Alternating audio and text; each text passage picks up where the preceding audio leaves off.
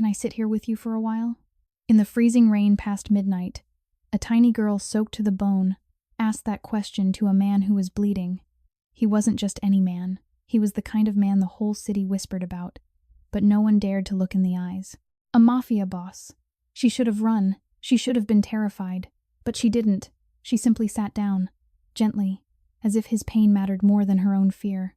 And in that moment, something inside that man began to crack. No one knew who the girl was. No one knew why she was there, alone in the rain beside someone so dangerous. But just a few hours later, the entire city would be shaken by a truth no one could believe. Could it be that one innocent sentence from a child was enough to change the fate of a mafia boss? If this story touched your heart, take a moment to reflect on the quiet power of kindness, especially when no one else chooses to show it. Share your thoughts in the comments, and tell us where you're watching from. Which city and country are you in, and what time is it there right now? It's always amazing to see how stories like this connect people from all over the world. If moments like this remind you of the beauty of humanity, please like the video and subscribe to our channel so you don't miss more powerful stories that celebrate compassion, courage, and the simple acts of kindness that can change life. October 2025. Brooklyn. Red Hook. The rain came down in cold, relentless sheets, turning the cracked asphalt into black mirrors that reflected the sodium glow of streetlights and the occasional flash of headlights slicing through the dark. Wind off the East River carried the sharp smell of salt and diesel, mixing with the faint rot of overflowing dumpsters behind the low-rise projects. It was past midnight on a Tuesday, the kind of night when even the city seemed too exhausted to pretend it cared. A black SUV idled at the curb 2 blocks away, engine low and predatory, but no one got out. Inside the playground fence chain link, sagging under years of neglect, sat a small figure on the only working swing. Lila Jackson, 7 years old, thin as a reed, legs dangling because they still did not quite reach the ground. She wore a faded purple coat, 2 sizes too big, hood pulled tight, the cuffs frayed where she chewed them when no one watched.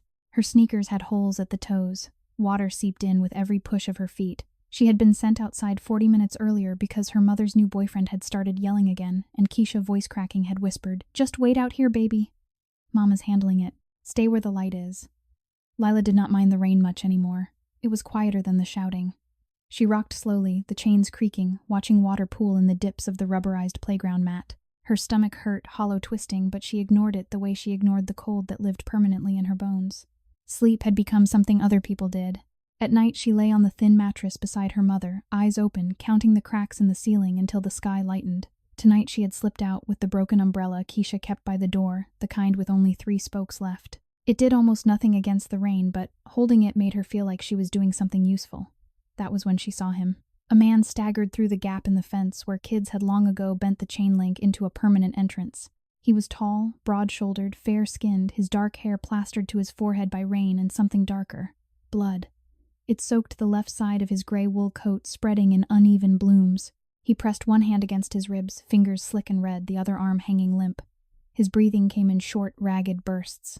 Expensive leather shoes shined out of place, slipped on the wet gravel as he reached the bench nearest the swings, and collapsed onto it back against the splintered wood legs splayed. Lila froze. The swings stopped moving. He looked like the men who drove past the projects, sometimes men in dark cars with tinted windows, men who never looked at kids like her. But this one was hurt. Badly. His face, even in the dim light, was drawn tight with pain, eyes half-lidded, jaw clenched so hard the muscles stood out in cords. Rain ran down his cheeks like tears he would never allow himself to shed. Lila stared. Her heart thudded, fear yes, but something else too. Something small and stubborn. She had seen hurt before. Her mother's black eye last winter. The way Keisha tried to smile afterward like nothing had happened. The neighbor lady who cried through the wall every night after her son got taken away. Hurt was ordinary, but this man's hurt felt different. Bigger. Like it went all the way through him.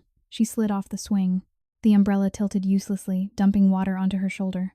She took 3 careful steps forward, sneakers squelching. "Mister?" Her voice came out small, almost lost in the rain. She swallowed. "Can I sit here with you for a while?" The man's head lifted slowly. Eyes the color of storm clouds focused on her, sharp, suspicious, then startled. He blinked rain from his lashes. "Kid," he rasped, voice rough as gravel. "Go home. Now." Lila did not move. She tilted her head, studying him the way she studied cracked sidewalk lines, trying to see the pattern. "You look really hurt," she said softly. "And lonely." He let out a short, pained sound that might have been a laugh or a curse. You got no idea what lonely looks like, sweetheart. Go. She hesitated, then stepped closer, close enough that the umbrella's edge almost touched his knee.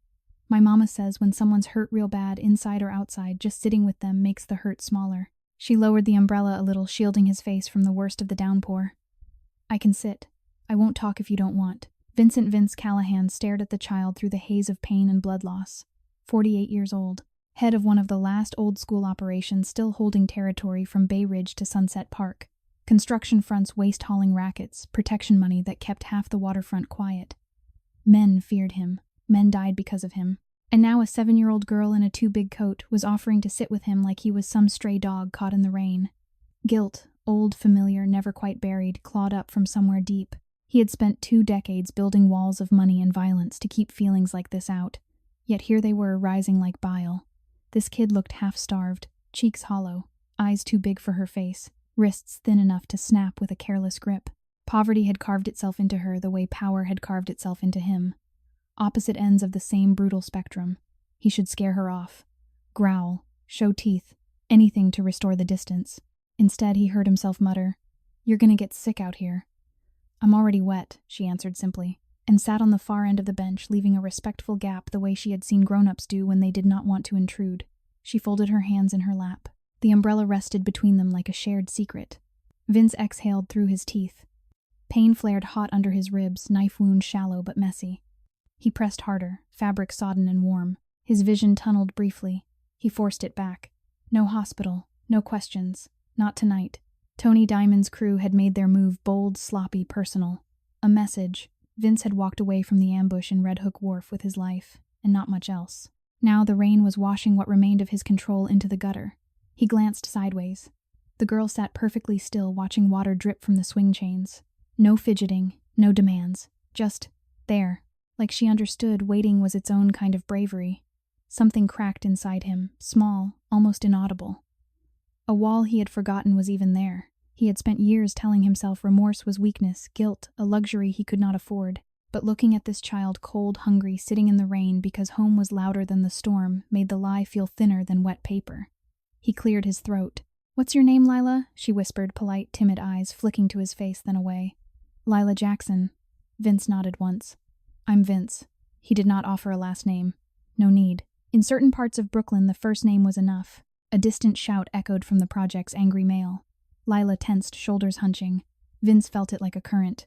Instinct, old protective, stirred. He shifted, wincing, putting himself slightly between her and the direction of the sound. "You okay?" he asked quietly. She nodded too fast. "Mama's handling it." The lie was so thin he could see through it. He knew that tone, knew the look, had seen it on his own mother's face decades ago, before the cancer took her and left him alone with a drunk father who believed fists were currency. Rage, cold, focused, mixed with the guilt.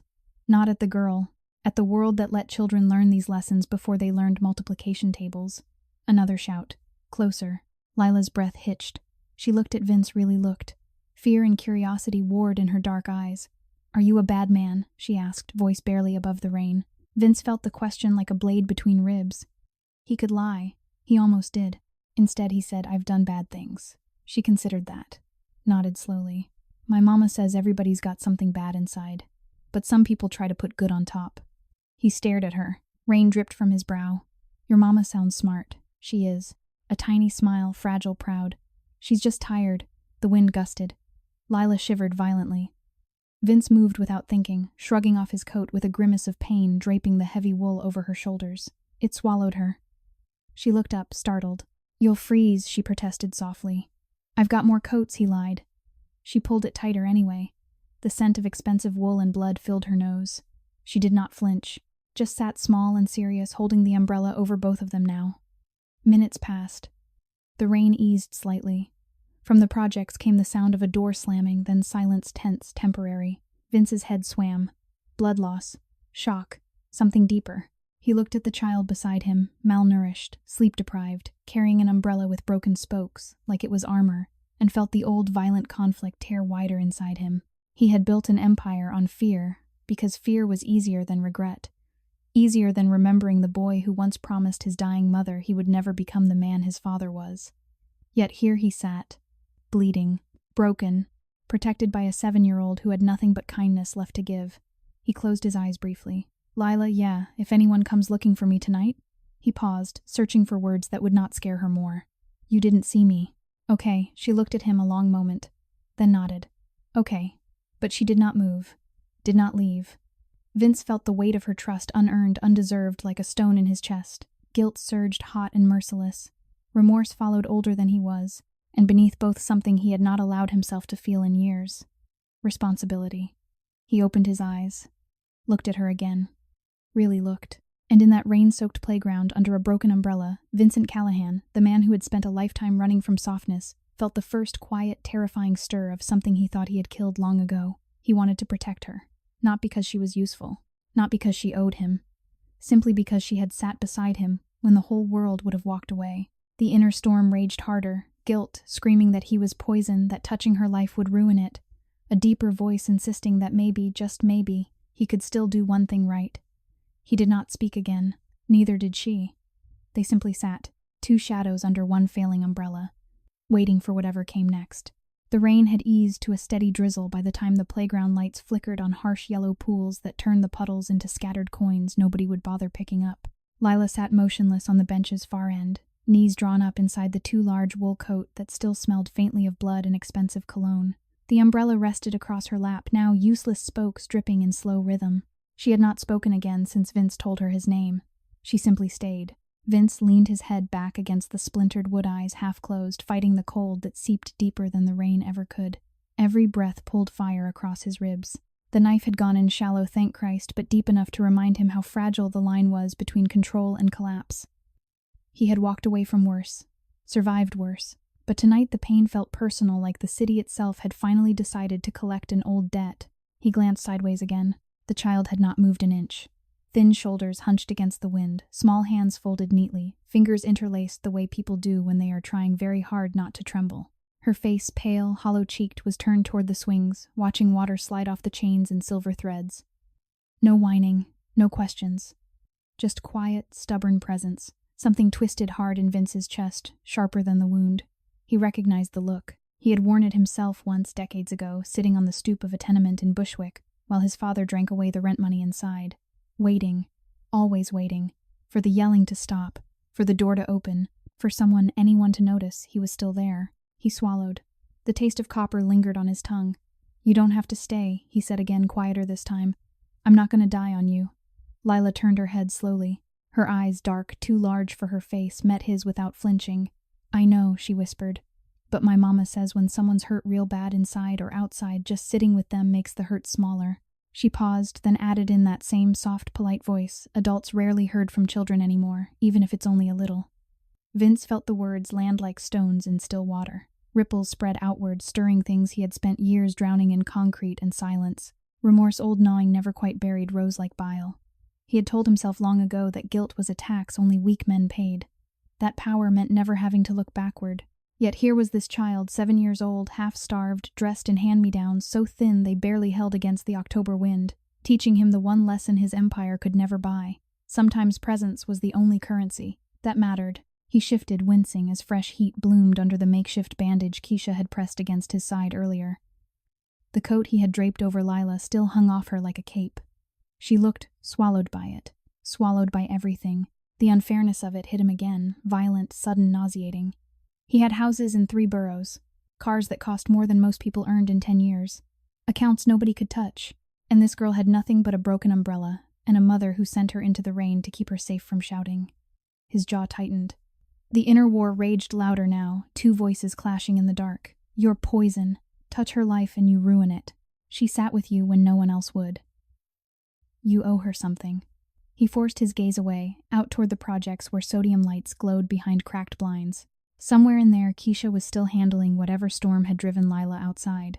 He could picture it: thin walls, raised voices, a woman trying to hold the pieces together with nothing but will and exhaustion. He knew that math. He had grown up solving it. A distant engine growled, low, deliberate. Vince tensed instantly. Headlights swept the street beyond the fence, black sedan slow-pass windows tinted. Tony Diamond's people. Looking. Not done yet. Lila noticed the change in him. Her small body went rigid. Are they bad men? She asked, voice barely audible. Vince did not lie. Yeah, he said. They are. She swallowed. Her fingers tightened on the umbrella handle. Will they hurt you again? He met her eyes. Not tonight. It was not bravado. It was calculation. If they came now, he would stand. He would bleed. He would kill if he had to. But not in front of her. Never in front of her. The car idled at the curb for 30 long seconds, then moved on. Gone for now. Lila exhaled shakily. Then without warning, she reached into the pocket of her coat, his coat, and pulled out a small battered juice box. The kind schools gave out with lunch. The straw wrapper was half peeled, the cardboard swollen from dampness. She held it out to him. Here, she said timidly. It's apple. It's not cold anymore, but it helps when you're hurt. Vince stared at the offering. A child's version of mercy, something so small it should have been meaningless. Instead, it cracked something fundamental inside him. He took the box carefully, fingers brushing hers ice-cold, fragile. Thank you, he managed. She nodded once, pleased, then went back to watching the rain. He did not drink. He simply held it, evidence of kindness he no longer believed existed. The guilt surged again, vicious now. He had spent his life collecting debts, favors, fear. This was different. This was unearned, undeserved. And it burned worse than any knife. Minutes passed in quiet. The drizzle thinned. Lila began to build something on the bench between them. Wet leaves, a torn piece of cardboard from a discarded takeout container, the empty juice straw. She worked with careful concentration, pressing leaves into place, shaping a tiny structure no bigger than her palm. Vince watched. What's that, a rain house? She answered softly. For the sad pigeons, so they have somewhere dry when it storms. He felt the words hit like a second wound. Pigeons, strays, creatures nobody claimed, nobody protected. His throat closed. He looked away, blinking hard against the sting in his eyes. Remorse clawed deeper, violent, unrelenting. He had let children like this become background noise in his world. Invisible, disposable. Because looking too long meant remembering what he had come from, meant remembering the promises he had broken. He cleared his throat. You build those a lot, sometimes, she said. When Mama's working late, or when it's loud inside. Her voice cracked on the last word, small, fleeting, but enough to tear another piece loose inside him. He stared at the tiny structure. Fragile, defiant. Like her, the inner conflict roared now, two storms colliding. Walk away. You'll only bring her more pain. Stay. Protect her. Be the man your mother prayed you would become. He chose, without fully understanding why, to stay. He reached down slowly, wincing, and picked up a sodden leaf from the ground. He placed it carefully against the side of her little house. Lila looked up, startled. Then her face lit with the smallest, most radiant smile he had ever seen. See, she whispered. Now it's stronger. Vince felt the word stronger lodge in his chest, like shrapnel. Stronger. He had spent decades chasing strength, money, territory, fear. None of it had ever felt like this. He nodded once, voice rough. Yeah, stronger. They sat in silence again. The rain stopped completely. The playground lights buzzed overhead. Somewhere in the distance, a siren wailed ordinary Brooklyn music. Lila yawned huge, helpless, the kind of yawn that came from nights without real rest. Her head dipped forward, then jerked back up, fighting sleep the way only exhausted children can. Vince watched her struggle. The sight was unbearable. He made a decision, quiet, irrevocable. When you go back inside, he said, if it gets loud again, you come find me. Okay, same bench, same time tomorrow if you need to. Her brow furrowed, confusion, hope, fear, all tangled together. But you're hurt. I'll be here, he said. And meant it. She studied him for a long moment, then nodded small, trusting. Okay. Another gust of wind. She shivered again, curling tighter into his coat. Vince felt the final crack clean through. No going back. He had spent his life collecting power. Tonight, for the first time, he understood what it might cost to give some of it away. And he knew he would pay it. For her, the drizzle had finally stopped leaving the playground, air thick with the smell of wet concrete and distant exhaust. Streetlights cast long, trembling shadows across the chain-link fence. Lila's small frame had begun to sag inside Vince's coat, the wool too heavy for her narrow shoulders, but she clung to it like a lifeline. Her eyelids drooped, fighting the pull of exhaustion that had been winning for years. Sleep was never deep in the apartment. Thin walls, thin mattress, thin everything, but tonight her body was simply giving up. Vince watched her without speaking. The juice box still rested unopened in his hand, cardboard warming slowly from his grip. Every few seconds he glanced toward the projects, ears tuned to the ordinary night sounds. A car stereo, thumping bass 2 blocks away, someone coughing behind a closed window, the low whine of a delivery scooter. No more slow-moving sedans. Not yet. Then came footsteps, quick, uneven, splashing through shallow puddles on the cracked sidewalk. A woman's silhouette appeared at the gap in the fence. She stopped abruptly when she saw them. Keisha Jackson was 34 but looked older in the sodium light, cheeks hollowed by years of skipping meals so Lila could eat, eyes shadowed from nights spent sitting up listening for trouble. Her hair was pulled into a hasty knot, strands escaping like they were tired of being contained. She wore a thin denim jacket over nurse's scrubs from the second job, the kind of fabric that never quite dried after a 12-hour shift. Her sneakers were soaked through. Lila. Her voice cracked on the name. Fear first, then relief, then something sharper when her gaze landed on Vince. Lila jerked awake. Mama. She slid off the bench coat, dragging on the ground like a cape. Keisha rushed forward, dropping to her knees in a puddle without seeming to notice. She pulled Lila into her arms, hands running over the child's back, her face checking for injury the way only a mother who had seen too much could. You're soaked through, Keisha whispered, voice trembling. Why didn't you come back inside sooner? Lila burrowed deeper. The man was hurt. I was helping. Keisha froze. Her eyes lifted slowly to Vince. Recognition hit her like a physical blow. She knew that face not from newspapers or television but from memory. 8 years ago. A brief, reckless spring when she had believed foolishly that someone like Vincent Callahan could want more than one night. She had walked away when the truth became clear. She had never told him about the pregnancy. She had never told Lila about her father. Some secrets were kinder, kept buried. Now the secret sat bleeding on a playground bench, staring back at her with the same storm-gray eyes she sometimes saw in her daughter's face when the light hit just right. Keisha's breath caught. Horror rose first, sharp choking, then confusion, then a numb, disorienting wave that made the world tilt. Her arms tightened around Lila instinctively, as if the child might vanish if she let go. Vince did not move. He watched her process it, watched the color drain from her face, watched her eyes flick from his blood-soaked shirt to Lila's borrowed coat and back again. He saw the moment she understood the child had sat with him, offered him a juice box, built him a tiny house of leaves without knowing who he was. Without knowing she carried half his blood. Guilt slammed into him so violently he almost doubled over. Not the dull ache he had carried for years, but something fresh, raw, tearing. He had left Keisha with nothing. No money, no promises, no name for the child he had unknowingly fathered. He had built towers of glass and steel while his daughter grew up counting cracks in the ceiling. While her mother stitched her own wounds closed with dental floss and prayer. He opened his mouth, closed it. Words felt inadequate, dangerous. Keisha stood slowly, lifting Lila with her. The girl's legs dangled. She was too tired to stand on her own. Keisha's voice came out soft, guarded, polite, in the way people speak when they are terrified but cannot afford to show it. You're hurt, she said. Not a question. A statement. Vince nodded once. Knife. Not deep. Her gaze dropped to the spreading stain on his shirt. Then back to his face. You can't stay here. I know. She hesitated long enough for Vince to see the war inside her. Call the police. Run. Scream. Any of those would have been reasonable. Instead, she said very quietly, come inside. Just long enough to stop the bleeding. Vince stared. Keisha, don't, she cut him off, voice low but firm. Not in front of her. Lila looked between them, confused, sensing the sudden thickness in the air. Mama. It's okay, baby. Keisha smoothed Lila's damp hair. We're going home now. She turned and started walking. Vince pushed himself upright, pain exploding white-hot, and followed. Every step sent fire through his side, but he kept pace. He would have crawled if he had to. The apartment was on the 3rd floor of a brick walk-up that had once been red and was now the color of old rust. The stairwell smelled of mildew and yesterday's cooking. A single bulb flickered overhead.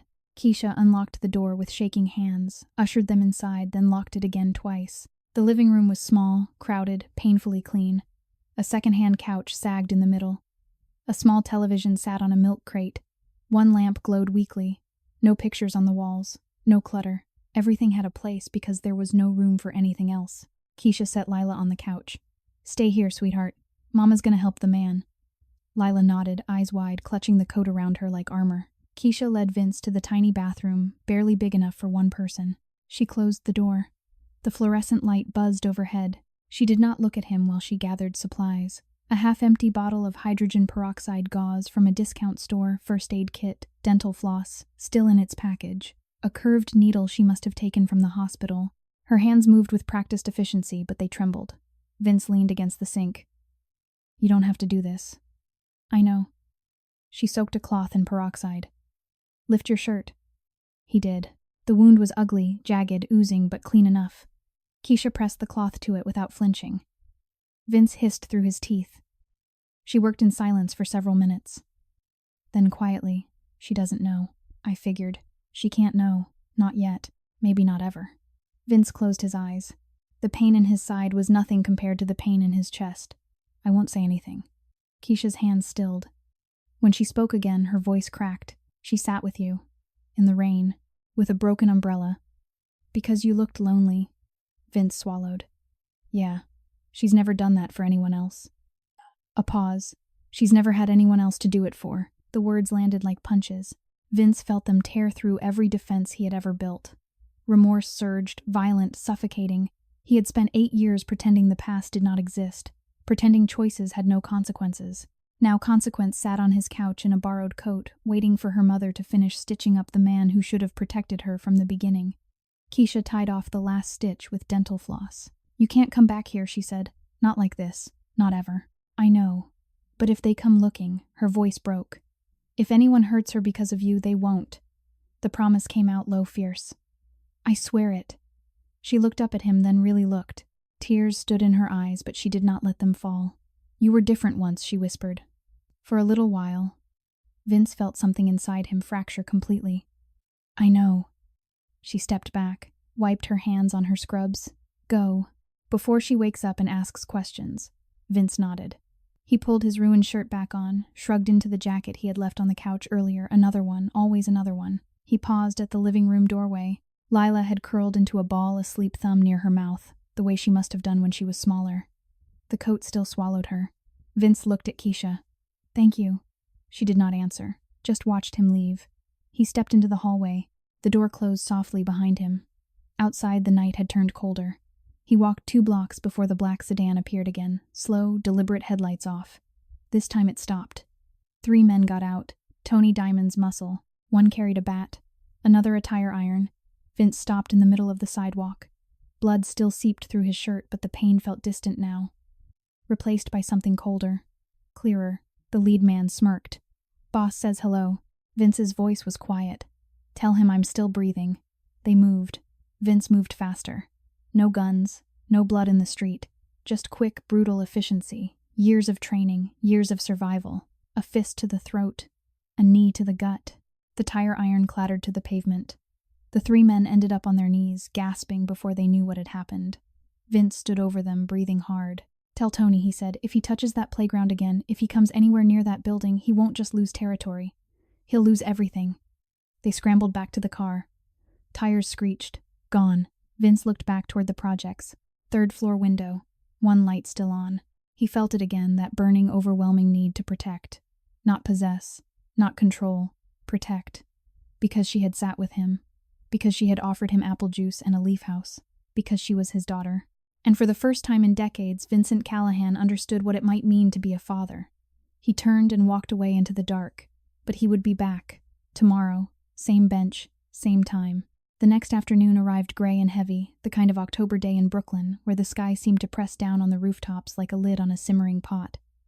School had let out at 3 o'clock. Lila walked the 6 blocks home alone, backpack, sagging straps cutting into her thin shoulders, because Keisha's shift at the hospital had been extended again. The nurse supervisor had called at noon another flu outbreak on the pediatric floor, mandatory overtime. Keisha had whispered apologies into the phone, voice cracking, then told Lila to come straight home and lock the door. Lila did not go straight home. She detoured to the playground instead. The bench still sat there, damp from last night's rain, but drying in thin patches. Vince was already waiting, same coat as yesterday, only this one was charcoal, gray, immaculate, the kind of wool that cost more than Keisha made in a month. He had arrived 30 minutes early, parked his black SUV 2 blocks away, walked the rest. No driver, no entourage, just him alone, staring at the swings like they held answers he did not want to hear. When Lila appeared at the fence gap, his head lifted. Relief hit him first, sharp, almost painful, then the familiar guilt that followed every time he saw her. She looked smaller in daylight, knees knobby under threadbare leggings, coat sleeves rolled 3 times, hair braided unevenly because Keisha had been too tired to finish last night. Lila hesitated at the edge of the rubber mat. Then she ran small, determined steps and stopped in front of him. "You came back," she said, voice soft, almost wondering. "I said I would." Vince's tone was quiet, steady, but inside something tore wider. He had spent the night in his Bay Ridge brownstone marble floors, 20-foot ceilings, security cameras that never slept pacing the study until dawn. Every time he closed his eyes, he saw her on that bench holding a broken umbrella over a bleeding stranger. Every time he opened them, he saw the cracked ceiling she must stare at every night. The contrast was unbearable. Lila climbed onto the bench beside him, same respectful distance as before. She reached into her backpack and pulled out a small, bruised apple. "I saved this from lunch. You can have half." Vince stared at the fruit. "A child's offering." Again. He took it carefully, turned it in his fingers. "You eat first." She shook her head. "You were hurt worse." The logic was so simple it sliced him open. He cut the apple with a pocket knife, silver monogrammed, the kind of thing he carried without thinking, and handed her the larger piece. She bit into it carefully, juice running down her chin. For a moment they sat in silence, chewing in unison, the only sound the distant rumble of the B61 bus on Van Brunt Street. Then another child appeared. Jaden Carter was 8, wiry, quick, the kind of boy who had already learned to scan every corner before stepping into it. His hoodie was faded, red hood up, hands jammed deep in the pockets. He had walked Lila home almost every day since kindergarten, self-appointed guardian, because no one else was doing the job. When he saw her sitting next to a stranger in an expensive coat, his entire body went rigid. "Lila," his voice cracked with urgency. "Get over here. Now." Lila looked up, startled. "Jaden, who's that?" Jaden demanded, stepping onto the mat but staying between her and Vince.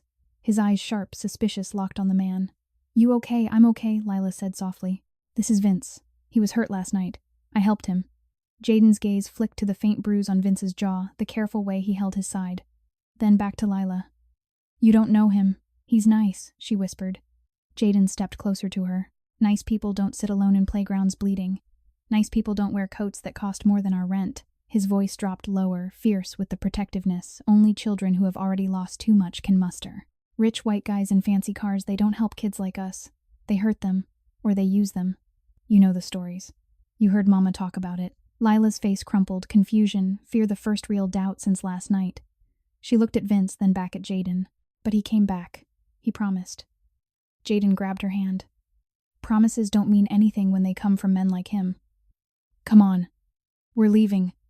Vince did not move. He let the boy's words land, each one a fresh cut. Jaden was right. Every syllable. Vince had spent his life being the kind of man children like these were warned about, and yet the child beside him, the one who should fear him most, still looked at him with trust so pure it hurt to breathe. Inside Vince, the storm raged louder than ever. Guilt clawed at him, vicious, unrelenting. "You don't belong here. You'll poison her just by breathing the same air." But beneath it burned something fiercer, something protective, almost feral. He wanted to shield her from the world that had already hurt her so much. From the cold nights, from the empty refrigerator, from the shouting behind thin walls, from men like him. He spoke, voice low, careful. "I'm not here to hurt her, kid." Jaden laughed short, bitter, too old for 8 years. "That's what they all say." Vince met the boy's eyes. "You're right to be careful. But she sat with me when I was bleeding out. She didn't run. She didn't scream. She stayed. I owe her." Jaden's jaw tightened. "You owe her nothing. You leave her alone." Lila looked between them, small, torn eyes filling with tears. She tried to blink away. "Jaden, please." "He's not like that." Jaden pulled harder. "You don't know what he's like." The standoff stretched, tense, silent, heartbreaking. Then a new sound cut through tires on wet asphalt. Slow, deliberate. A silver SUV rolled past the playground entrance windows, tinted engine purring like a threat. Tony Diamond's people again. Different car, same message. Vince stood instantly. Pain flared in his side, but he ignored it. "Both of you behind the bench. Now." Lila obeyed without question. Jaden hesitated, distrust warring with instinct, then followed. The SUV stopped at the curb. Passenger window rolled down halfway. A voice called out, calm, mocking. "You look better than last night, Callahan." "Boss says hello." Vince stepped forward, deliberate, unhurried, placing himself between the car and the children. "Tell him hello back. And tell him the playground is off limits. Permanently." The man in the passenger seat laughed. "You don't give orders anymore. Not after what happened at the wharf." Vince's voice dropped colder. "Last warning. Drive away." The window stayed down. A second man leaned over, younger, eager. Or what Vince did not answer with words. He simply reached into his coat, slow, visible, and pulled out nothing. No gun. No threat. Just presence. Years of it. The kind that made rooms go quiet without a sound. The younger man faltered. The driver shifted into gear. The SUV pulled away slow at first, then faster.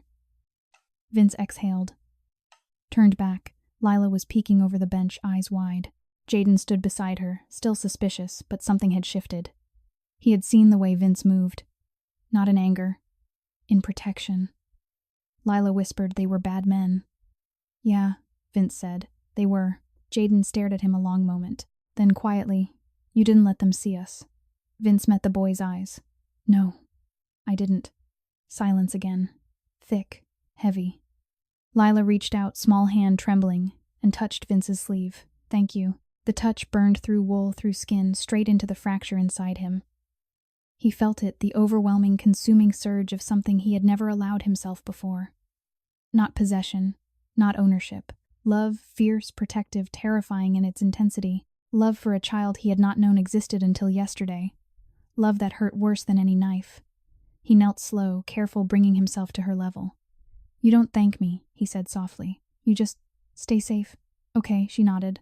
Tears spilled now, quiet, exhausted tears. Okay. Jaden watched, still guarded, still wary, but the edge had dulled slightly. He looked at Vince like he was trying to solve a puzzle with missing pieces. Vince stood again, looked at both children. Tomorrow. Same time. I'll be here. Lila smiled, small, radiant. Jaden said nothing, but he did not pull her away this time. Vince walked to the fence, paused, looked back once, then he disappeared into the gray afternoon. Inside him, the tearing grew louder, guilt screaming that he had no right, protectiveness roaring that he had every right. Remorse and love collided in violent silence. He would keep coming back, every day, until the world understood those children were no longer alone. October 23, 2025.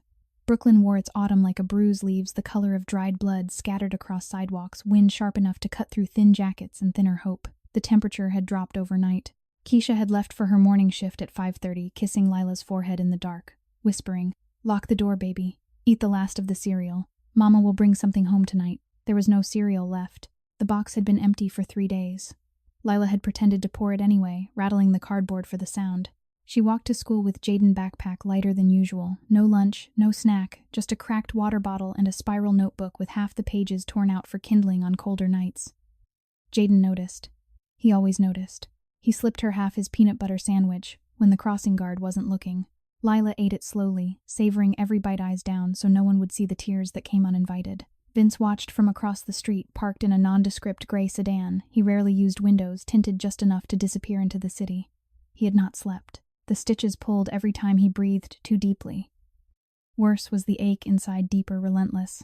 Every time he pictured Lila's small hands folding that leaf house, or the way she had touched his sleeve yesterday, something vital inside him tore wider. He had spent the night in his Bay Ridge study, floor-to-ceiling books. He never read a bottle of 25-year-old scotch untouched. He stared at the wall instead, replaying her face, her voice, the way she had said thank you like it cost her nothing and everything at once.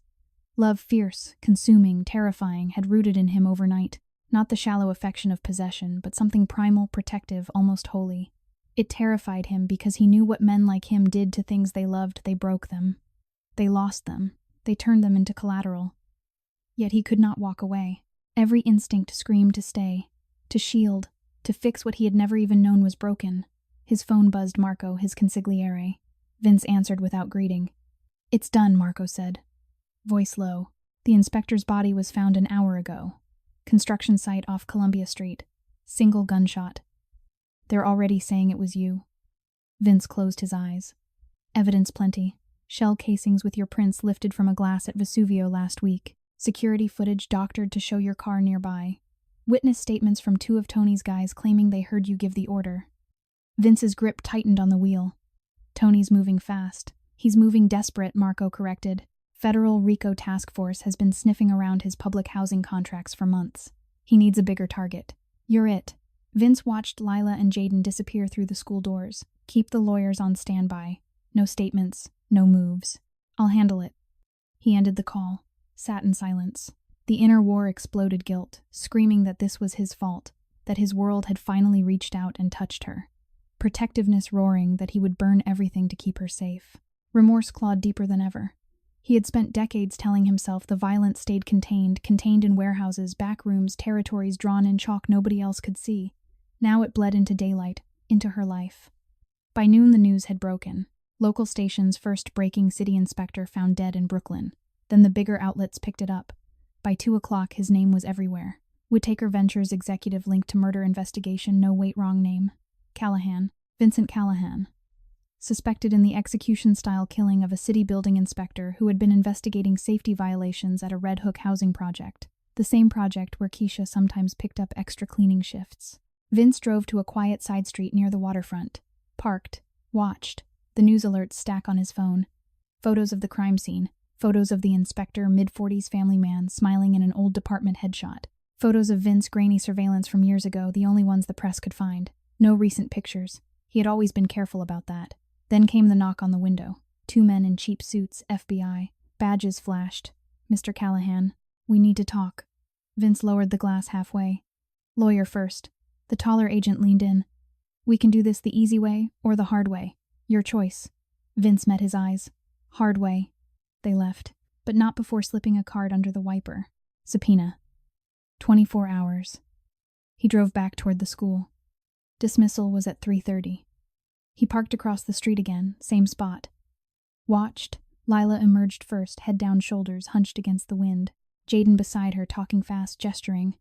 When they reached the sidewalk, a third child, a girl from Lila's class, called out, Lila, your picture's on the news. They say your friend killed somebody. Lila froze. Jaden stepped in front of her. Shut up, Mia. But Mia kept going, excited, cruel in the way only children can be when they repeat what adults whisper. They showed his picture. The man from the playground. They said he's a gangster. Lila's face drained of color.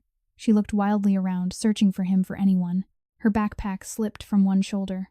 She did not pick it up. Vince felt the moment like a physical blow. Horror, shame, rage at Tony, at himself, at the world that let children carry adult sins. He got out of the car, crossed the street in long strides. Kids scattered instinct fear. Jaden pulled Lila behind him. Vince stopped 3 feet away, hands visible, voice low. Lila, look at me. She peeked around Jaden, eyes huge, terrified, confused, betrayed. I didn't do it, Vince said. Simple, true. I swear on whatever matters to you. I didn't. Lila's lip trembled. They said you're bad. I've done bad things, he answered, echoing the words he had spoken that first night. But not this. Never this, Jaden glared. Why should we believe you, Vince? Looked at the boy, really looked. Saw the fear behind the anger. Saw himself at that age. Because I came back, Vince said quietly. Every day, because I'm here now. A police cruiser turned the corner, slow lights off. Watching. Vince tensed. You two go home. Lock the door. Don't open it for anyone but your mother. I'll handle this. Lila shook her head, small, frantic. Don't go. The plea tore through him, violent, numbing. He knelt. Brought himself to her level again. I'm not going anywhere, he whispered. But I need you safe. Understand. Tears spilled down her cheeks. She nodded. Vince stood. Looked at Jaden. Get her home. Stay with her until Keisha gets back. Jaden hesitated, distrust warring with something new. Then he took Lila's hand. Come on. They walked away, small figures against the gray afternoon. Vince watched until they turned the corner. Then he turned toward the cruiser. 2 officers stepped out, hands near holsters. Vincent Callahan.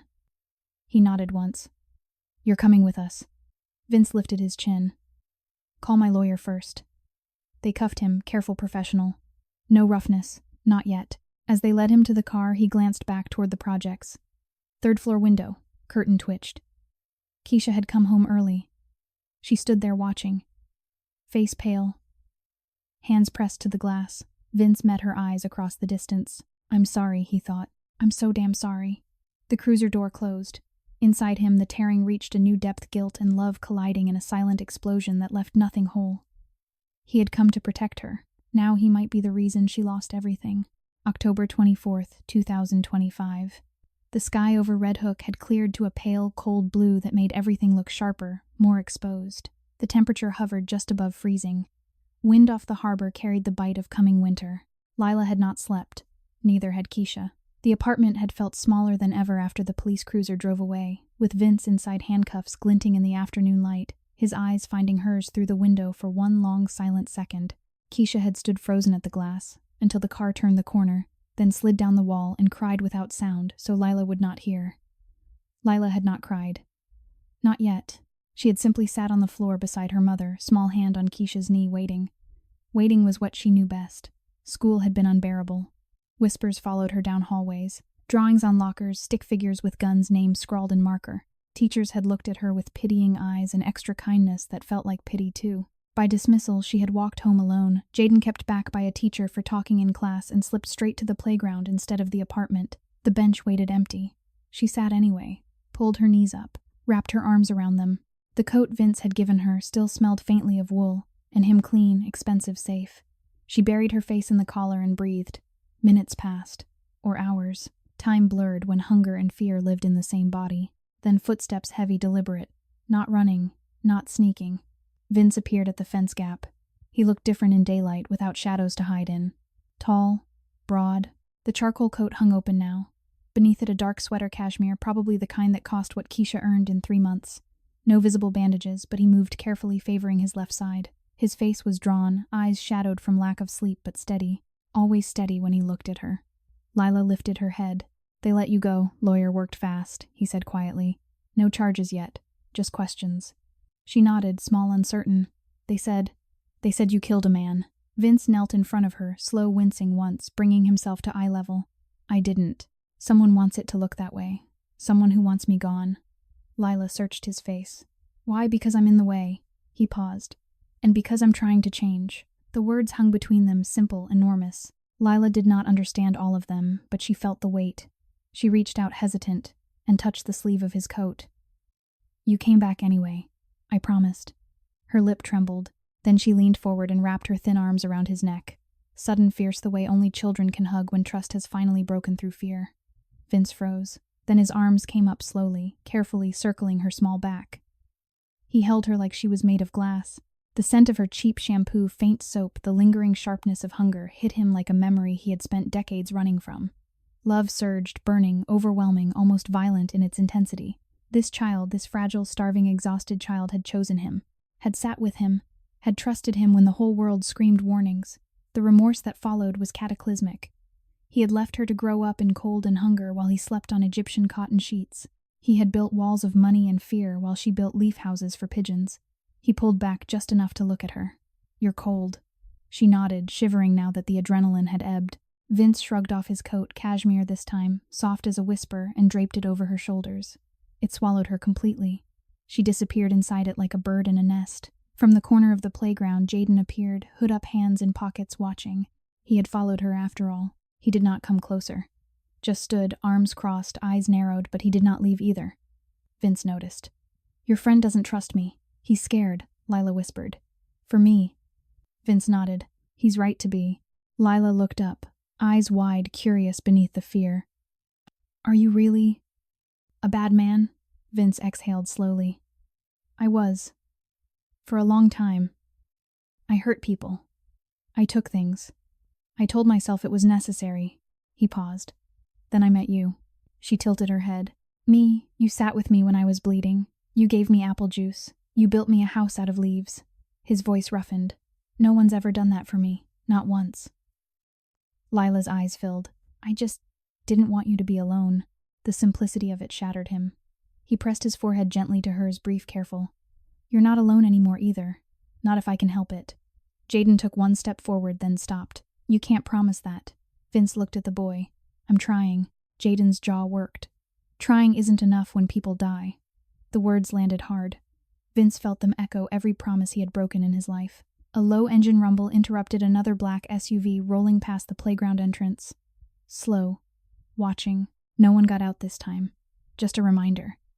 Vince stood careful, protective, placing himself between the children and the street. "Go home," he told them quietly. "Both of you. I'll stay until you're inside." Lila hesitated. Tomorrow, he said. She nodded, small, trusting. Jaden took her hand, still wary but softer now, and led her away. Vince watched them disappear into the building. Then he turned toward the SUV. It had stopped at the curb. Driver's window rolled down. A voice familiar mocking called out, "Nice kids, Callahan. Family's important." Vince walked toward the car, slow, deliberate. Stopped 3 feet from the door. "Tell Tony," he said, voice low and cold. "If he looks in their direction again, I won't just end his business. I'll end him." The driver laughed, short, nervous. Big words for a man about to go down for murder. Vince leaned in slightly. "I didn't do it. But if you force my hand, I'll do worse." The window rolled up. The SUV pulled away. Vince stood there alone on the sidewalk until the taillights vanished. Then he walked back to the bench. Saturday, pulled his phone out, called Marco. Double security on the projects. Discreet, no one sees them. And find out who planted the shell casings. I want names by morning. He ended the call. Looked at the swings empty now, chains still. Inside him, the tearing had become a scream. Guilt howled that he was bringing danger straight to her door. Love roared that he would tear the city apart before he let anyone touch her.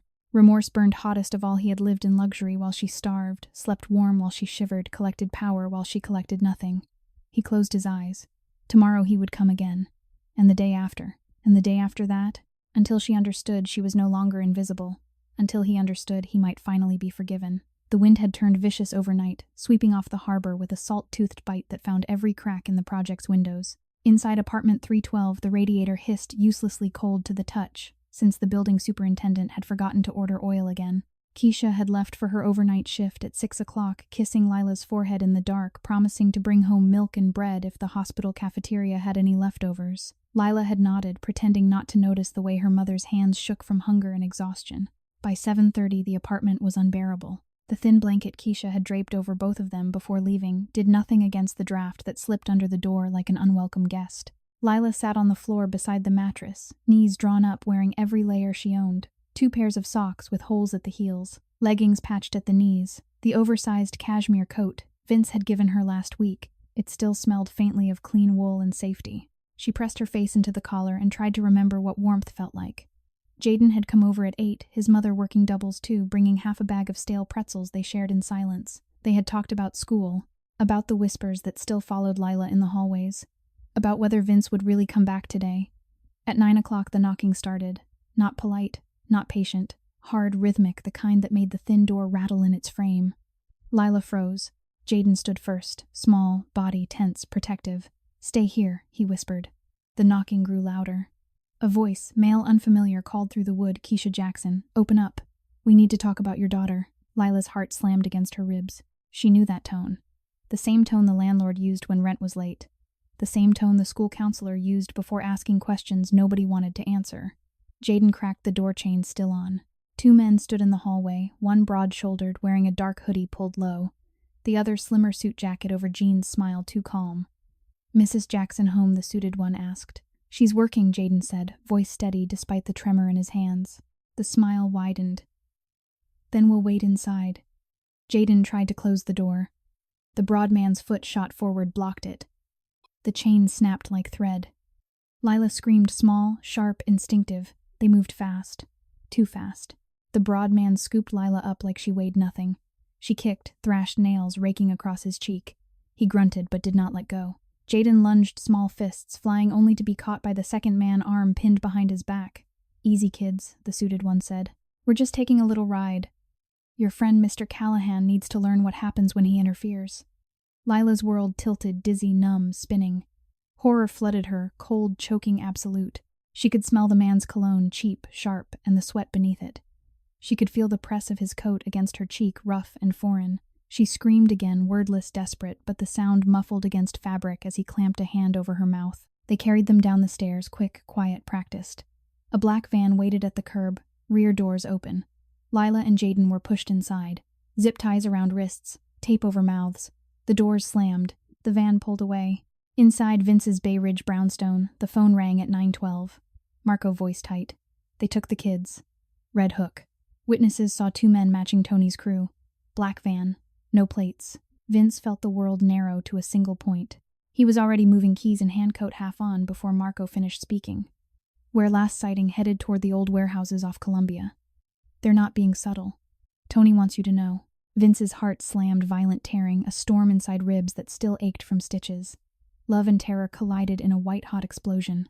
Images flashed Leela's small arms around his neck. Her trust, her hunger, her thin wrists now bound. Jaden's fierce eyes. Both of them small, breakable, taken because of him. Because of choices he had made long before he knew they existed. Remorse roared louder than ever, deafening. "This is what you bring. This is what you are." He tore out of the house. No driver, no backup.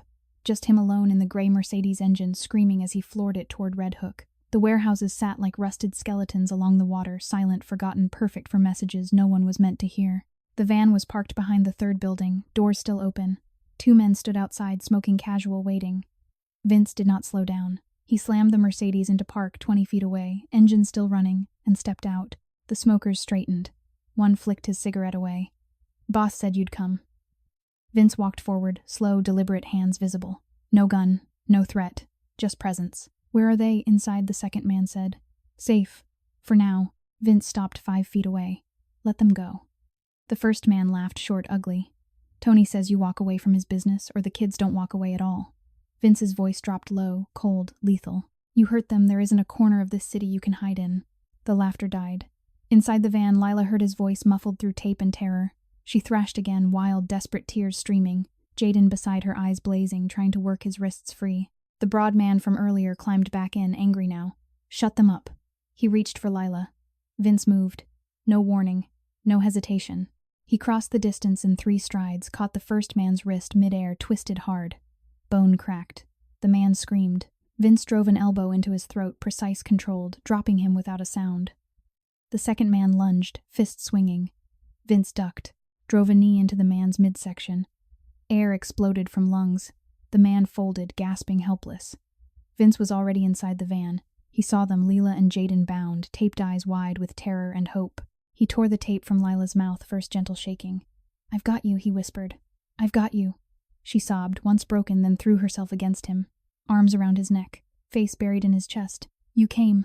Jaden watched, still bound, still fierce, but tears tracked down his cheeks now. Vince cut the zip ties with the same pocket knife he had used to share the apple days earlier. Hands gentle, voice steady despite the storm inside. Outside, the broad man groaned, trying to rise. Vince stepped out Lila, still clinging to him like a lifeline, and placed himself between the children and the threat. The man looked up, fear now where mockery had been. Vince spoke quiet, final. "Tell Tony he just made the last mistake of his life." He lifted Lila, small, trembling, feather-light from hunger, and carried her to the Mercedes. Jaden followed, limping slightly from the struggle but refusing help. Vince settled them in the back seat, Lila curled against his side, Jaden on the other. He drove slow at first, then faster away from the warehouses, away from the danger. In the rearview mirror, he saw their faces pale, tear-streaked alive. The tearing inside him reached a new depth, guilt, screaming that he had brought this on them. Love roaring that he would die before it happened again. Remorse burned white-hot. He had lived in mansions while she starved, collected power while she collected nothing, and now the bill had come due in the only currency that mattered. He glanced at Lila, small hand clutching his sleeve like it was the only solid thing in the world. "I'm sorry," he whispered. She looked up, eyes huge, trusting even now. "You saved us." He swallowed hard. "I'll keep saving you, every day, until you never have to be scared again." In the silence that followed, broken only by the hum of the engine, Vince understood something final. He was no longer just a man who had made mistakes. He was a father, and nothing, not Tony Diamond's, not the law, not his own past, would take that from him. The emergency room at Brooklyn Methodist smelled of antiseptic and worry, sharp, metallic, familiar, in the way only places that hold too much pain can be. Fluorescent lights hummed overhead, too bright for the hour, casting pale shadows across vinyl chairs and linoleum floors worn thin by years of pacing feet. The waiting area was half empty, a young mother rocking an infant, an elderly man holding an ice pack to his jaw, a teenage boy scrolling his phone with blank eyes. Vince sat in one of the hard plastic chairs, elbows on knees, head bowed. His coat, cashmere charcoal, lay folded across the seat beside him, bloodstains from the warehouse still visible on the cuffs despite a quick wipe in the car. The stitches in his side had torn again during the fight. Fresh gauze pressed against the wound now, courtesy of the paramedics who had met them at the hospital entrance. He had refused pain medication. Pain was useful. Pain kept him sharp. Lila and Jaden were in exam rooms down the hall, separate but close. Shock protocol. Warm blankets. Juice boxes.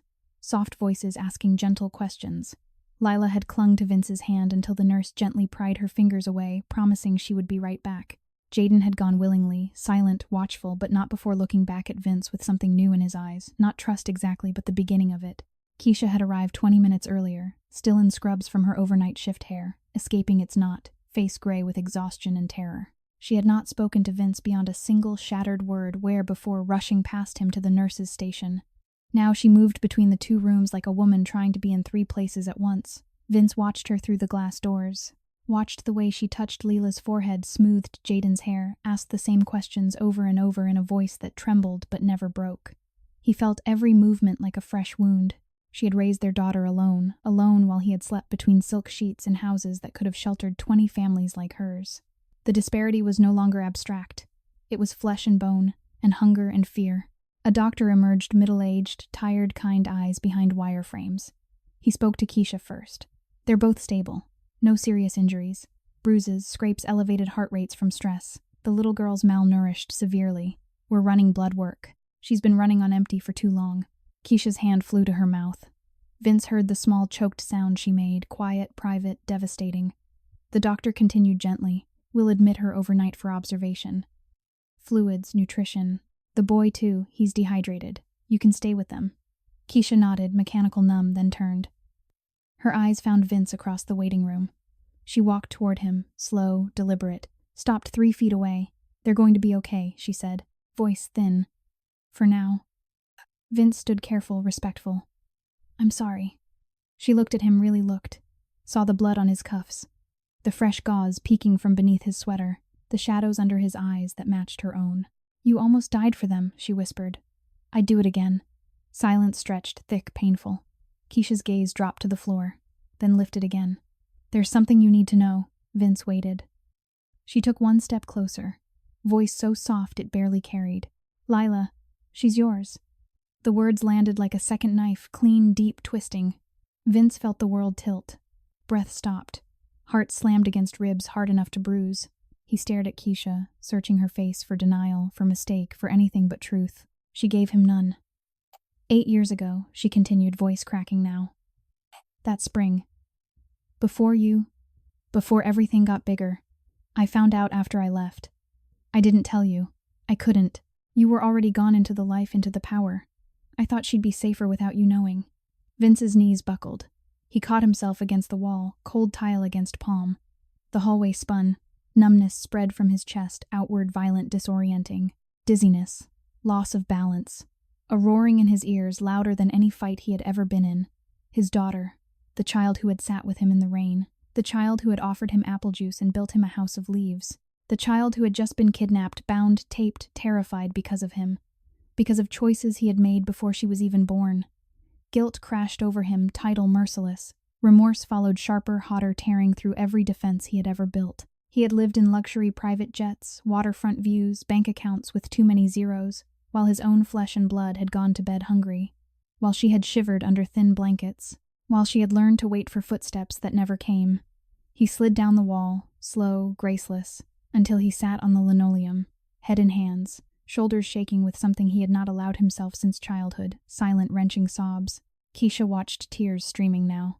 She did not move closer, did not offer comfort. She simply stood witness to the breaking of a man who had once seemed unbreakable. Minutes passed, how many neither knew, then footsteps, small, hesitant. Lila appeared in the doorway, hospital gown too big, IV line taped to her thin arm, trailing behind her like a leash. A nurse hovered nearby, uncertain. Lila saw Vince on the floor. She ran bare feet, slapping tile, dropped to her knees in front of him. Small hands reached for his face. Why are you crying? Vince lifted his head. Looked at her, really looked.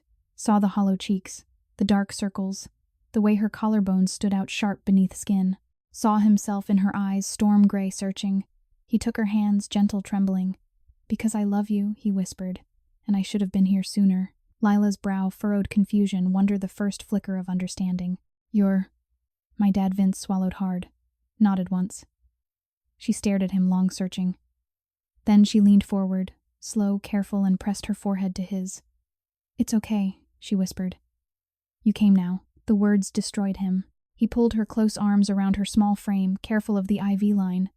She fit against him, perfectly fragile, warm, alive. He buried his face in her hair, thin, tangled, smelling faintly of hospital soap, and wept without sound. Keisha watched, tears falling freely now. Jaden appeared behind her, quiet, watchful, but he did not interrupt. In the stillness that followed, broken only by the distant beeps of monitors, Vince felt the final fracture. No more running. No more hiding. He had a daughter. And nothing, not Tony Diamond's, not the law, not his own past, would take her from him again. Outside, the wind howled against the windows. Inside, a family, broken, bleeding, beginning, held together for the first time. The hospital room smelled of antiseptic, and the faint sweetness of grape juice from the pediatric tray.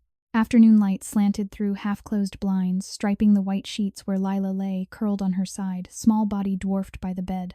IV line taped to her thin arm hospital gown, slipping off one narrow shoulder. She had slept most of the day, exhausted, finally safe enough to let go. Jaden slept in the chair beside her, head tipped back, mouth open, one sneaker dangling off his foot. Keisha sat on the edge of Lila's bed back straight despite 24 hours without rest, watching her daughter breathe. Vince stood at the window, arms folded, staring down at the parking lot where his gray Mercedes waited like a guard dog. The stitches in his side had been redone that morning. The doctor had shaken his head and said something about rest. Vince had nodded without hearing. Rest was no longer a word that applied to him. He had spent the night in the recliner beside Lila's bed, unmoving, eyes open, listening to every beep of the monitor, every soft exhale. Every time she stirred, he had reached out instinctively, palm resting on her back until she settled again. The feeling of her small ribcage rising and falling beneath his hand had undone him, over and over, quietly, violently in the dark. Love had become a physical pain now, sharp, constant, lodged beneath his breastbone. It burned hotter every time he looked at her hollow cheeks, her stick-thin wrists, the way the hospital blanket seemed to weigh more than she did. He had spent 8 years collecting power, territory, money, fear, while she had collected nothing but cold nights and empty promises. The contrast was no longer an idea. It was a blade twisting deeper with every heartbeat. Keisha spoke first, voice low, careful. "She asked about you this morning." "While you were with the doctor." Vince turned from the window. "What did she say?" "She asked if you were staying." Keisha's eyes met his red-rimmed, exhausted. "I told her I didn't know." Vince felt the words like a fresh tear in already raw tissue. He crossed the room, slow, deliberate, stopped at the foot of the bed, looked down at Lila. Her face was slack in sleep, mouth slightly open, one hand curled near her cheek. The sight cracked something fundamental inside him. "I'm staying," he said quietly. Keisha studied him, long, searching. "You understand what that means, I do." She exhaled, shaky. "Then there's something else you need to see." She reached into the canvas tote bag at her feet, the same bag she carried to every shift, patched at the seams, zipper broken. From a side pocket, she pulled a small, cracked phone, an old model screen, spiderwebbed, held together with tape. She handed it to him without meeting his eyes. Vince took it careful as if it might burn. "What is this?" "Play it," she said. He pressed the power button. The screen flickered to life, battery at 3%. A single audio file waited on the home screen, no title, just a date stamp from 8 years ago. He pressed play. Static first, then his own voice, younger, colder. "Make it clean. No witnesses. He's been asking too many questions." A pause. Another voice, unfamiliar, deferential. "You sure, boss? He's got a kid on the way." Vince's younger self, flat final. "Doesn't change anything. Do it tonight." The recording cut off. Silence filled the room, thick, suffocating. Vince stared at the phone like it had grown teeth. His hand shook, violent, uncontrollable. The device slipped from his fingers, clattered to the linoleum. He did not pick it up. Keisha spoke, voice barely above a whisper. "That was the night I left. I recorded it on my old phone insurance. I told myself. I never used it. Never showed anyone. But I kept it, because part of me still hoped the man I loved for one spring wasn't gone completely." Vince sank into the chair, slow, broken, head in hands, shoulders bowed under a weight no amount of money or power could lift. He had ordered a hit. He had ordered the death of a man who, according to the recording, had a kid on the way. The timeline crashed into place with sickening clarity. Keisha had been pregnant, with Lila, and he, without knowing, had nearly orphaned her before she was born. The realization tore through him, white-hot, merciless. Guilt did not rise this time. It exploded. Remorse followed, violent, numbing, shredding every defense he had ever built. He had lived in mansions, driven cars worth more than entire buildings in Red Hook, slept on sheets that cost more than Keisha's monthly rent, while his unborn daughter had nearly lost her father to his own order. He pressed the heels of his hands into his eyes, hard enough to see stars. Breath came in short, ragged bursts. The room spun, dizzy, disorienting. Nausea rose sharp and sudden. He swallowed it down. Keisha watched silent tears tracking down her cheeks. Lila stirred, small sound of confusion. Her eyes fluttered open. Mama Keisha moved instantly, hand smoothing Lila's hair. "I'm here, baby." Lila looked past her, saw Vince. Saw his face. Saw the way his shoulders shook. Daddy, soft, sleepy, testing the word. Vince lifted his head. Met her eyes, storm gray, innocent, trusting even now. He tried to speak. Could not. Lila reached out, small hand trembling. "Why are you sad?" Vince took her hand, careful, reverent. held it between both of his. "Because I hurt people," he whispered. "A long time ago. Before you were born, and I almost hurt you." Lila frowned, confusion deepening. "But you saved me." "I did." His voice cracked. "But I should have been there from the beginning. I should have protected you from the start." Lila considered that long, serious. Then she tugged gently. "Come here." Vince moved slow, aching, sat on the edge of the bed. Lila shifted, wincing once from the IV, and crawled into his lap. Small arms around his neck, face against his chest. "It's okay," she whispered. "You're here now." The words, simple, certain, shattered what remained of him.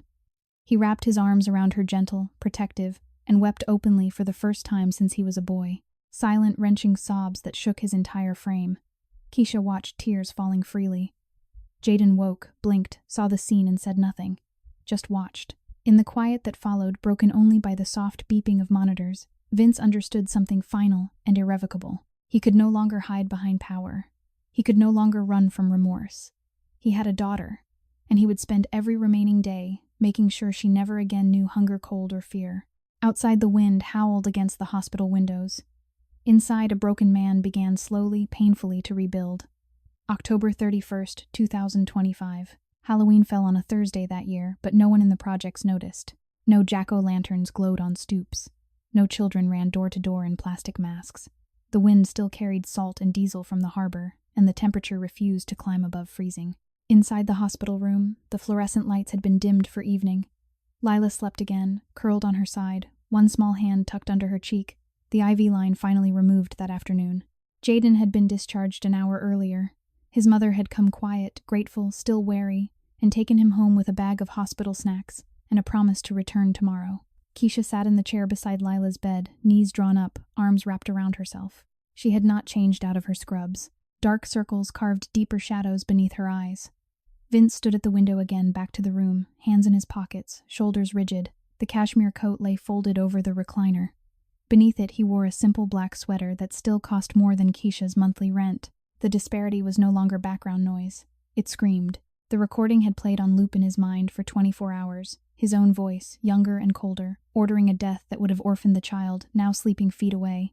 Every replay carved the wound deeper. Guilt had become a living thing inside him, clawing relentless, refusing sleep. Remorse followed like a shadow, sharper, hotter, burning through every layer of justification he had built over decades. He had told himself the life was necessary, that power protected, that weakness killed. Now he saw the truth power had nearly killed his own daughter before she drew breath. He turned slowly, looked at Lila, small, fragile, breathing, steady under the thin hospital blanket. The sight undid him again. Tears came without warning, silent burning tracks down his cheeks. He wiped them away with the heel of his hand, angry at himself for the weakness, angrier still that he had earned every drop. Keisha watched him silent, exhausted. When she spoke, her voice was soft, almost kind. "You haven't slept. Couldn't. You need to." He shook his head, small, stubborn. "Not until I fix this." She studied him, long searching. "You can't fix 8 years in one night. I can start." Silence again, thick, heavy, with everything unsaid. Vince crossed the room, slow, deliberate, stopped beside the bed, looked down at Lila, reached out hesitant, and brushed a strand of hair from her forehead. Her skin felt cool, too cool. Malnutrition, exhaustion, years of cold nights and skipped meals written in every line of her small body. The inner war reached fever pitch, two storms colliding in violent silence. "You don't deserve her. You never did. She needs you. No one else can protect her like you can." He closed his eyes, breathed once, deep, ragged, then opened them again. "I'm going to end it," he said quietly. Keisha tensed. "End what? Everything?" He looked at her, really looked. "The rackets, the territory, the fear, all of it. I'm done." She stared, shock, disbelief, fragile hope warring in her eyes. "You can't just walk away. They'll kill you. They might." His voice was calm, terrifyingly calm. "But they won't touch her, or you, or Jaden. Not while I'm breathing." Keisha's hands clenched in her lap. "And after witness protection, reduced sentence. Whatever it takes." He paused. "Federal prosecutors have been circling Tony for years. I have everything, names, dates, accounts, recordings, enough to bury him and half his crew. I'll give it all. Full cooperation. No deals for me, just clean air for her." Keisha exhaled, shaky. "You'll go to prison. Probably for life." She looked away, tears standing in her eyes again. "She just found you." "I know." Silence stretched, painful, endless. Then Lila stirred small sound of confusion. Her eyes fluttered open. Daddy Vince knelt beside the bed instantly, hand finding hers. "I'm here, baby." She blinked, sleepy, disoriented. "You're crying again." "Yeah." His voice cracked. "I'm sorry." She reached up, small fingers brushing his cheek. "Don't be sad. You saved us." The words innocent certain shattered what remained of his composure. He bowed his head, forehead resting against the mattress edge, shoulders shaking with silent sobs. Lila patted his hair, awkward gentle, the way she had seen Keisha comfort her so many times. "It's okay," she whispered. "We can build a new house. Together." Vince lifted his head, looked at her storm-gray eyes meeting storm-gray eyes. "Yeah," he managed. "Together." Keisha watched tears falling freely now. She reached out hesitant and placed her hand over both of theirs. The three of them, broken, bleeding, beginning, held together in the quiet hospital light. Outside, the wind howled against the windows. Inside, a decision crystallized, cold, final, irrevocable. Vince stood slow, deliberate, looked at Keisha. "I need to make some calls. Marco first, then the U.S. Attorney's office." She nodded, small, terrified, proud. "Be careful." He leaned down, kissed Lila's forehead, lingering. "I'll be back before you wake up." Lila smiled, small, trusting. "Promise, promise." He walked to the door, paused, looked back once. Then he stepped into the hallway. The corridor was empty, late night, quiet, broken only by distant beeps and the soft tread of nurses. Vince pulled out his phone, dialed Marco. It rang twice. "Boss, it's over," Vince said, voice low, steady. "I'm done. I'm going federal. Full cooperation. Everything, books, tapes, witnesses. Tell the crew they have 24 hours to disappear. After that, no protection." Silence on the other end, long stunned. Then Marco, quiet, almost gentle. "You sure? I've never been surer." Another pause. "For the kid. For my daughter, Vince," corrected voice cracking on the word. "Yeah." Marco exhaled, long, slow. "I'll handle it. And boss, yeah, proud of you." The line went dead. Vince stood there alone in the fluorescent corridor, phone still pressed to his ear. Then he dialed another number, one he had memorized but never used. U.S. Attorney's Office, Eastern District of New York. A night duty agent answered, brisk, professional. "This is Vincent Callahan," Vince said. "I want to turn myself in. Full confession. I have evidence that will bury Tony Caruso and half the waterfront, but I have conditions." He looked back through the glass door, saw Lila sleeping, Keisha watching over her hand still resting on their daughter's small back. "My daughter comes first," he said. "Always." The agent paused then. "We'll be listening, Mr. Callahan." Vince ended the call. He leaned against the wall, head back, eyes closed. The tearing inside him reached its deepest point, guilt and love colliding in a final silent explosion. No more running, no more hiding, just truth, raw, painful, necessary. He had spent a lifetime collecting power. Tonight he gave it all away. For her, November 1st, 2025. 18 months had passed since that freezing October night when Vincent Callahan walked into the federal courthouse in Brooklyn and handed prosecutors a key that unlocked decades of secrets. The headlines had been loud for weeks, then quieter, then forgotten by most, replaced by newer scandals, newer names. Tony Diamonds Caruso had been sentenced to 30 years without parole. Half the waterfront rackets had collapsed under federal indictments, and Vince, once feared, once untouchable, had accepted a reduced sentence of 12 years in a low-security facility 2 hours north of the city, thanks to his cooperation and the judge's quiet acknowledgement of the life he had begun to rebuild. Supervised family visits had started 6 months into the sentence. Once a month at first, then twice. Today was the third visit in a row. The prison's visiting room looked nothing like the movies, no glass partitions, no armed guards looming. Just long tables, plastic chairs, vending machines that rarely worked, and a corner play area with faded coloring books and a few worn blocks. Sunlight came through high windows in thin, pale shafts. Vince waited at one of the tables, gray prison uniform pressed as neatly as regulations allowed, hair shorter now, streaks of silver at the temples. He had lost weight, muscle still there, but leaner, harder.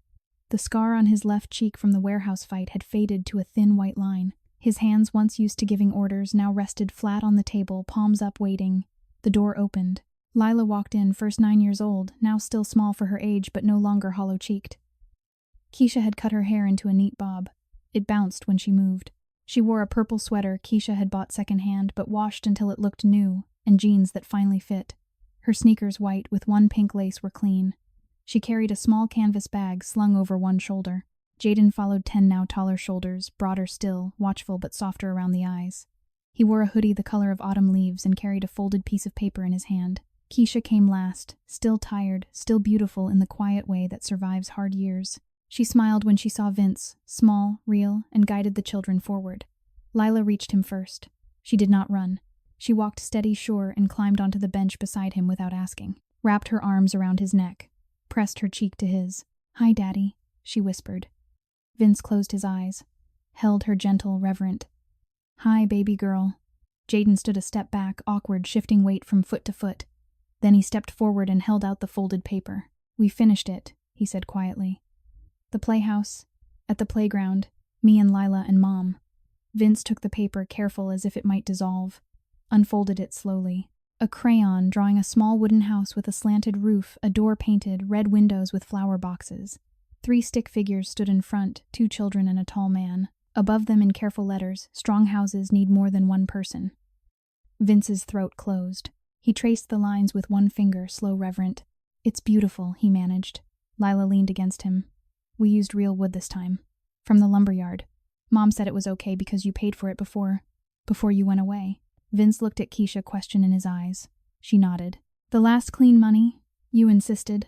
Said it was for them." He exhaled, long, shaky. "Good." They sat together, quiet, condensed stillness, wrapping around them like a blanket. Lila rested her head on his shoulder. Jaden sat across the table, watching, not quite relaxed, but no longer braced for danger. Keisha took the chair beside Vince, close enough that their shoulders touched. Minutes passed in that gentle hush. Then Lila spoke soft, timid, polite, in the way she always was when she wanted to be brave. "Daddy, when you come home, can we build a real house? Not just a playhouse. A place where we all fit, with a room for Jaden too." Vince looked down at her storm gray eyes, meeting storm gray eyes. "Yeah," he whispered. "We can." Jaden shifted, voice low. "I'm not going anywhere. Not without her." Vince met the boy's gaze, saw the fierce loyalty that had once been aimed against him. Now it included him. "Your family," Vince said simply. "You stay as long as you want." Keisha's hand found his beneath the table, small squeeze. No words needed. Outside the high windows, the November sky was pale and clear. Inside, something warmer than sunlight began to grow, slow, steady, real. Vince looked at the 3 of them, his daughter, her best friend, the woman who had raised her alone, and felt the final piece settle into place. He had spent a lifetime chasing power. Now he understood the only thing worth protecting was love. And love, real love, did not care about skin color, bank accounts, or prison bars. It simply reached across every divide and held on. This story reminds us of a very important knowledge. True compassion can bridge any gap, no matter how wide. Another piece of knowledge is that love sees no color and no wallet. One more knowledge we gain is that redemption is possible when someone chooses truth over fear. A further knowledge appears when we realize that protection is the highest form of responsibility. And the last knowledge we carry forward is that healing begins the moment we stop hiding. The lesson here is gentle yet powerful. Never underestimate the strength of a child's trust. Another lesson teaches us that kindness costs nothing but can change everything. One more lesson is that remorse, when honest, becomes the first step toward change. A further lesson shows that family is built by choice, not only by blood. And the final lesson we take away is that even the hardest hearts can learn to open again through love and education of the soul. May everyone watching this video enjoy good health, a joyful life, and daily peace.